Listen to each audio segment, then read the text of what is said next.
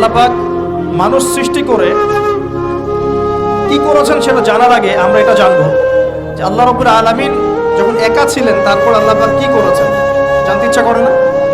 আচ্ছা, আজকে আমরা হিস্ট্রিটা বলছি, শুনুন। আল্লাহ পাক একা ছিলেন, তারপর আল্লাহ সৃষ্টি করেছেন আরশে আজিম। আল্লাহ পাক সৃষ্টি করেছেন কি? আরশে আজিম। আরশ কি জিনিস? যেই আরশের ছায়ায় আল্লাহ পাক কিয়ামতের মাঠে 7 শ্রেণীর মানুষকে ছায়া দিবেন, যেদিন এই ছায়া ছাড়া অন্য কোনো ছায়া থাকবে না। আরশটাকে একটু বুঝি। একটা হাদিসের মধ্যে নবী সাল্লাল্লাহু আলাইহি ওয়াসাল্লাম বলেছেন, নবীর নাম শুনলেই দরুদ পড়বেন, বলবেন সাল্লাল্লাহু আলাইহি ওয়াসাল্লাম। নবীজি বলছেন, দেখো এই পৃথিবী থেকে প্রথম মহাবিশ্বের দূরত্ব হচ্ছে 500 বছরের পথ। কত বছর? 500 বছর। এভাবে দ্বিতীয় মহাকাশ থেকে তৃতীয় মহাকাশ দূরত্ব 500 বছরের পথ। এইভাবে প্রত্যেক আসমানের মধ্যে দূরত্ব হচ্ছে কত বছরের পথ? 500। সপ্তম আসমানের উপরে আছে সিদরাতুল মুনতাহা। কি আছে?